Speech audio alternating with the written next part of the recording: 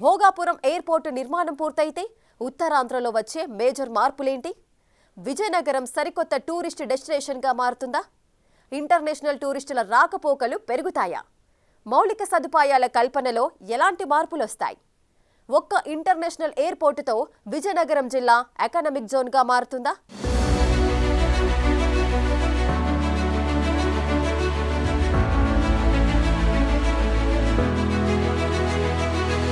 భోగాపురం ఎయిర్పోర్ట్తో విజయనగరం జిల్లా వివిధ రంగాల్లో ముందడుగు వేస్తుందనే చర్చ జరుగుతుంది. అంతర్జాతీయ విమానాశ్రయంతో ఈ ప్రాంతంలో పారిశ్రామిక రంగం ఎంతో అభివృద్ధి చెందనుంది. ఇప్పటికీ ముక్కం తీరానికి సమీపంలో ఎంఎస్ఎంఈ పార్క్ అభివృద్ధికి కూటమి ప్రభుత్వం శ్రీకారం చుట్టింది. 2018లో టీడీపీ ప్రభుత్వ హయాంలోనే ఇక్కడ స్థలాన్ని కేటాయించారు. వైసీపీ హయాంలో పనులు ముందుకు సాగలేదు. ఇప్పుడు కూటమి అధికారంలోకి రావడంతో ఎంఎస్ఎంఈ పార్క్ నిర్మాణం జోరందుకుంది. భోగాపురం ఎయిర్పోర్ట్ తో పాటు చుట్టుపక్కల ప్రాంతాన్ని అంతటిని కూడా డెవలప్ చేయాలి. ఉత్తరాంధ్రకి ఇది మణిహారంగా తయారు కాబోతుంది. కాబట్టి దీనిలో భాగంగా మనం చూసుకున్నట్లయితే దీన్ని పారిశ్రామికంగా కూడా ఈ చుట్టుపక్కల ప్రాంతాలని అభివృద్ధి చేయాలని చెప్పేసి అటు కూటమి ప్రభుత్వం ఆలోచనలో ఉంది. మనం చూసుకున్నట్లయితే ఎంఎస్ఎంఈ పార్క్ కొంగవానిపాలెం భోగాపురం మండలం ఇది ముక్కాం తీరానికి అంటే ముక్కాం సముద్ర తీరానికి చాలా దగ్గరలో ఉన్నటువంటి ప్లేస్. సుమారు ఇక్కడ నుంచి ఒక 7 కిలోమీటర్ల దూరం డిస్టెన్స్లో మనకి ముక్కాం సముద్ర తీరం వస్తుంది. అయితే ఈ యొక్క ఏదైతే ఎంఎస్ఎంఈ పార్క్ ఏర్పాటు చేయాలన్నది కూటమికి ఇప్పుడు వచ్చిన ఆలోచన కాదు. 2018 అంటే 2014లో ప్రభుత్వం ఏర్పడిన తర్వాత 2018లోనే ఎంఎస్ఎంఈ పార్క్ ఏర్పాటు చేయాలి. కొంగవాని సుమారు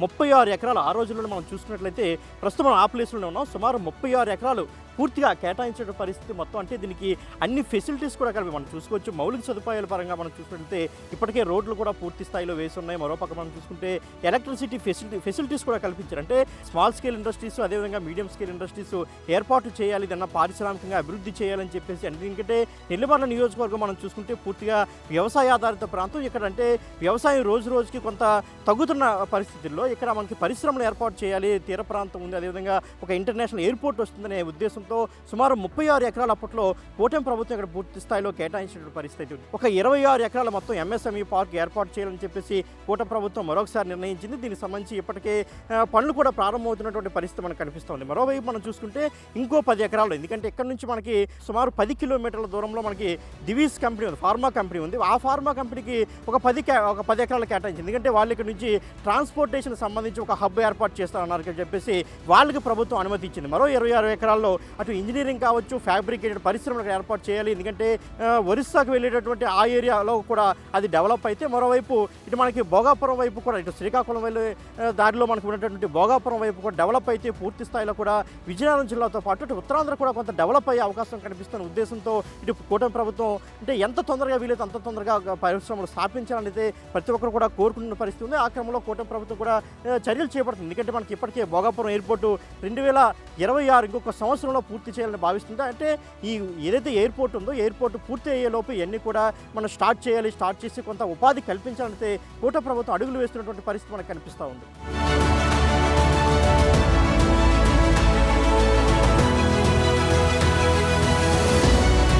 ఇది ఇలా ఉంటే ముఖ్యమంత్రి చంద్రబాబు ఫ్యూచర్ అంతా టూరిజందే అంటున్నారు. ఆంధ్రప్రదేశ్ లో పర్యాటక రంగంలో పెట్టుబడులు పెట్టాలని ఇన్వెస్టర్లను కోరుతున్నారు. భోగాపురం, పూసపాటిరేగ మండలాల తీర ప్రాంతాల్లో టూరిజాన్ని డెవలప్ చేసేందుకు ప్రణాళికలు రచిస్తున్నారు. 5 స్టార్ హోటళ్ల నుంచి బీచ్లు, కాటేజీల దాకా అన్నిటిపైన ప్రత్యేక శ్రద్ధ వహిస్తున్నారు. టూరిజంతో పాటు ఐటీ సెక్టార్, ఇంజనీరింగ్ పరిశ్రమల్ని అభివృద్ధి చేసి ఉత్తరాంధ్రలో ఉద్యోగ కల్పనే ధ్యేయంగా ముందుకు సాగుతుంది కూటమి ప్రభుత్వం.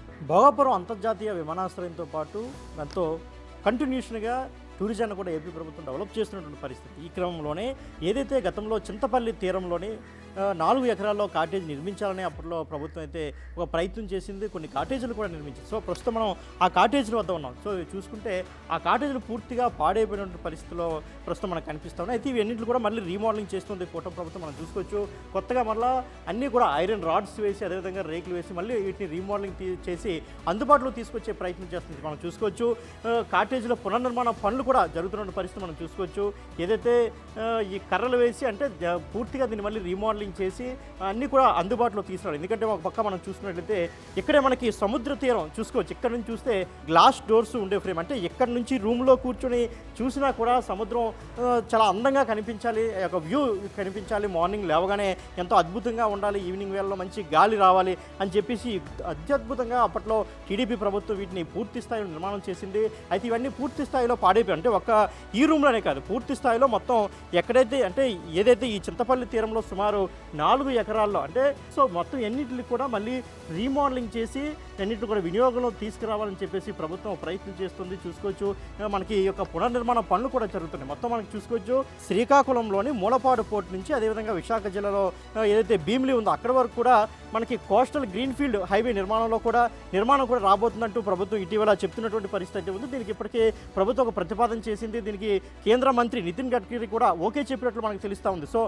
అది కానీ వచ్చినట్లయితే పూర్తిగా టూరిజం అనేది పూర్తి స్థాయిలో డెవలప్ అవుతుంది. ఒక టూరిజం మాత్రమే కాదు, ఒక పారిశ్రామికంగా కూడా ఎంతో అభివృద్ధి చెందడానికి అవకాశాలు చాలా ఎక్కువగా ఉంటాయి. ఎందుకంటే ట్రాన్స్పోర్టేషన్ అనేది చాలా ఈజీగా ఉంటుంది. మొత్తం అంతా కూడా బీచ్ వ్యూలో ఉంటుంది కాబట్టి టూరిజం కూడా చాలా డెవలప్ అవుతుంది. వచ్చే పర్యాటకులు చాలా ఆహ్లాదకరంగా ఎక్కువ మంది రావడానికి, అంటే వచ్చిన వాళ్ళు ఇంతవరకు కూడా ఎవరైనా వస్తే బీచ్ చూసి మళ్ళీ తిరిగి వెనక్కి వెళ్ళిపోయే పరిస్థితి. కానీ ఈ కాటేజీలు కానీ అందుబాటులోకి వచ్చినట్టయితే మొత్తం అంతే ఇక్కడ స్టే చేసి పర్యాటకులు ఎక్కువ సమయం కుటుంబాలతో గడిపే అవకాశం కూడా ఉంటుంది. ప్రభుత్వానికి ఆదాయం కూడా చాలా ఎక్కువగా పెరుగుతుంది. అదేవిధంగా ఈ చుట్టుపక్కల ప్రాంతాల్లో ఉన్న వారికి కూడా ఆదాయం పెరుగుతుంది. ప్రత్యక్షంగా పరోక్షంగా కూడా వారందరూ కూడా ఉపాధి కూడా కలుగుతున్నటువంటి పరిస్థితి ఉంటుంది. కాబట్టి ప్రభుత్వం ఆ దిశగా పెద్ద ఎత్తున ప్రణాళికలు రచిస్తుంది. మరోవైపు మనం చూసుకుంటే ప్రైవేట్ రిసార్ట్ వాళ్ళు కూడా సుమారు 100 ఎకరాల్లో 5 స్టార్ హోటల్స్ నిర్మిస్తున్నారు. అదేవిధంగా జిఎంఆర్ సంస్థ కూడా సుమారు 500 ఎకరాల్లో 5 స్టార్ హోటల్స్ కావచ్చు, అదేవిధంగా టౌన్షిప్ నిర్మించారు ఒక 500 ఎకరాల్లో ఢిల్లీ స్థాయిలో అని చెప్పేసి వాళ్ళు కూడా ఇప్పటికే ప్రణాళికలు రచించారు. అంటే మొత్తం అంతా కూడా టూరిజంపై పూర్తి స్థాయిలో వీళ్ళందరూ కూడా దృష్టి పెట్టినటువంటి పరిస్థితి చాలా స్పష్టంగా కనిపిస్తుంది. దీంతో పాటు మనం చూసుకుంటే ఈ యొక్క 26 కిలోమీటర్లు ఏదైతే విజయనగరం జిల్లాలో ఉంది ఎక్కడా కూడా తీర ప్రాంతంలో కాటేజెస్ లేని పరిస్థితి అయితే ఉంది. సో మొత్తం అంటే ఈ చింతపల్లి తీరం సో ఎంత ఏంటంటే ఒక మొత్తం ఇవే అంతా కూడా కంటిన్యూషన్గా బీచ్ వే కాబట్టి వచ్చే పర్యాటకులు కూడా ఆహ్లాదకరంగా ఉంటుంది. వాళ్ళందరూ కూడా ఎక్కడికంటే విజయనగరం తీర ప్రాంతానికి వెళ్తే ఎక్కడ ఉండాలి అనేదానికి ఒక ఐడియా ఆటోమేటిక్గా వస్తుంది. వాళ్ళందరూ కూడా కాటేజీలు అందుబాటులో ఉంటాయి కాబట్టి వచ్చి ఒక 2-3 డేస్ స్టే చేయడానికి, ఫ్యామిలీతో ఉండడానికి, పీస్ఫుల్గా ఉండడానికి అవకాశం ఉంటుందని చెప్పి సీఎం చంద్రబాబు ఇటీవల కాలంలో చెప్పినటువంటి ఏ యజం ఉండదు, ఇంకో 20 ఏళ్ళు పోతే ఉండేది కేవలం టూరిజమే అన్నారో దాన్ని సాకారం చేసేందుకు కూడా కూటమి ప్రభుత్వం అడుగులు వేస్తుందని చెప్పుకోవచ్చు. కెమెరామెన్ హరీష్తో శివశంకర్, బిగ్ టీవీ, విజయనగరం.